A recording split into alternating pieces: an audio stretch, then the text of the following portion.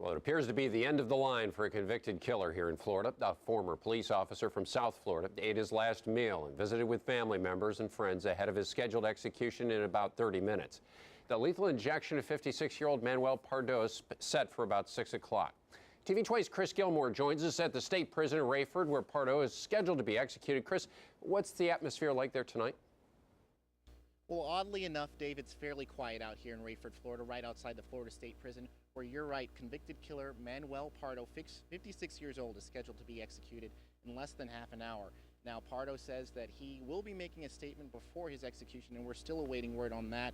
But if you look at the crowd behind me, you can see that there's a group of protesters and supporters of lethal injection, as they are also awaiting the 6 p.m. execution time.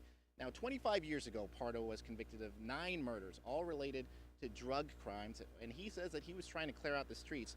But officials say that, and his lawyers are saying that, he's trying to plead mental instability as one of his appeals, or stays to try and delay this execution that's already been waiting for more than 25 years. Now, some of the other appeals that we've heard from his lawyers are that the method of execution that we are going to witness here today, lethal injection, is cruel and unusual. Now, from what I've heard from PIO members and other officials within the jail, everything's running as scheduled, and we're going to stay here until 6 o'clock and await that execution date. Right now, I'm Chris Gilmore reporting live with TV 20 News in Rayford, Florida. I'm Chris Gilmore reporting live from the Florida State Prison in Rayford, Florida, and coming up at your TV 20 News at 6, we'll have more on the execution of 56-year-old convicted killer Manuel Pardo, and more on what protesters have to say about the state of Florida's lethal injection practices. Good evening. A former South Florida police officer and convicted killer will be put to death at Florida State Prison in Rayford in just a few moments. TV 20's Chris Gilmore joins us live tonight at the state prison, where convicted murderer Manuel Pardo is scheduled to be executed.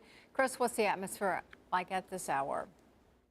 Well, the sun has now set out here in Rayford, Florida, just outside of the Florida State Prison, and a group of onlookers behind me are waiting to hear word of the final messages from Pardo as he awaits his execution. Now, Pardo has been in the Florida State Prison for more than 25 years for the slayings of more than 9 people in drug-related crimes.